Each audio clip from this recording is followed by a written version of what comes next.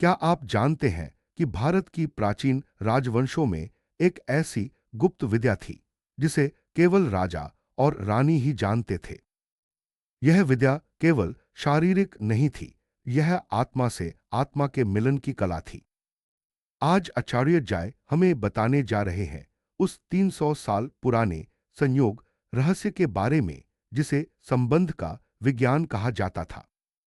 नमस्कार दोस्तों, मैं हूं ज्ञान गुरुजी और आप देख रहे हैं आचार्य ज्ञान गुरुजी।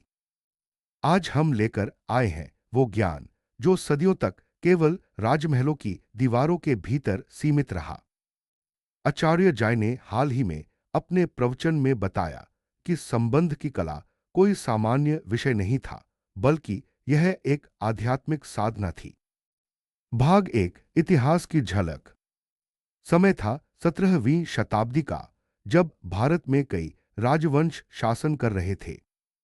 तब संबंध का अर्थ केवल भोग नहीं, बल्कि ऊर्जा का आदान प्रदान समझा जाता था। हर राजा को यह विद्या सिखाई जाती थी ताकि वह अपने भीतर के पुरुष और स्त्री तत्व को संतुलित कर सके। आचार्य जय कहते हैं, जो व्यक्ति अपने भीतर की ऊर्जा को पहचान लेता है, वह संयोग को भोग नहीं, साधना बना देता है। राजमहलों में कामा शास्त्र और रस विद्याओं का अध्ययन गुप्त रूप से कराया जाता था। महल की रानियां केवल सौंदर्य की प्रतीक नहीं थीं, उन्हें शरीर, श्वास और ध्यान की सूक्ष्म कला सिखाई जाती थी। भाग दो, राजा और रानी का प्रशिक्षण। आचार्य जय के अनुसार हर रानी को सिखाया जाता था कि संबंध की शुरुआत शरीर से नहीं, दृष्टि से होती है। जब दृष्टि में प्रेम होता है, तभी स्पर्श में दिव्यता आती है। राजा और रानी ध्यान की अवस्था में एक दूसरे के सामने बैठते थे। वे एक दूसरे की श्वास की लय पहचानते थे। यह प्राण संयोग साधना कहलाती थी। यह साधना केवल मिलन नहीं थी, यह आत्माओं का संवाद था। इस संवाद में न कोई वासना थी, न लोभ, केवल ऊर्जा का प्रवाह। भाग तीन, श्वास और स्पर्श का रहस्य। आचार्य जय ने बताया, रिश्ते में आनंद तब आता है जब दोनों की श्वासें एक लय में चलने लगती हैं। यही यौगिक संयोग है।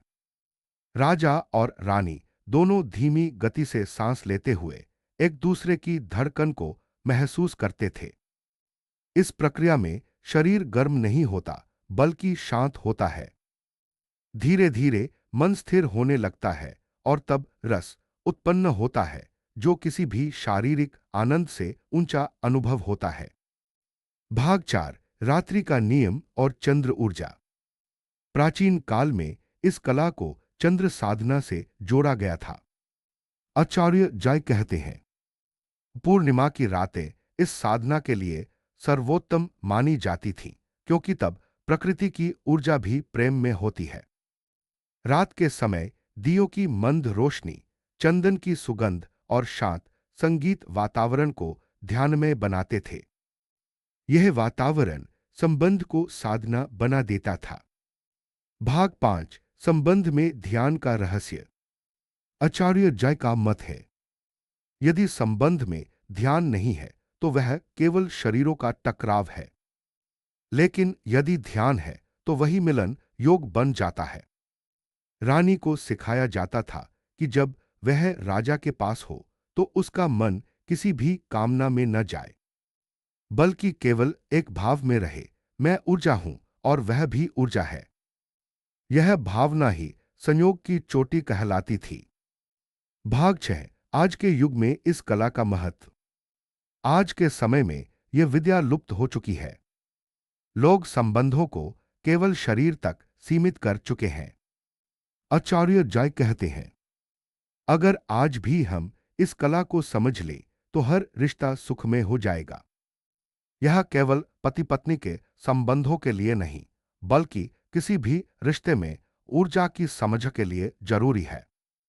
भाग सात, आचार्य जय का संदेश। शरीर का संबंध तो एक पल का है, लेकिन आत्मा का संबंध अनंत का। जो व्यक्ति अपने संबंध को साधना बना लेता है वह स्वयं ईश्वर का अनुभव करता है। भाग 8 निष्कर्ष। तो दोस्तों, यह थी 300 साल पुरानी उस कला की झलक जिसे राजा रानी अपने जीवन का सबसे पवित्र अनुष्ठान मानते थे। आज आचार्य जय के शब्द हमें याद दिलाते हैं कि प्रेम तभी दिव्य बनता है जब उसमें सजगता और सम्मान हो। अगर आपको यह ज्ञानवर्धक वीडियो पसंद आया हो तो लाइक, शेयर और सब्सक्राइब करना न भूलें। कमेंट में बताइए, क्या आप चाहते हैं कि हम इस प्राचीन संयोग साधना के रहस्यों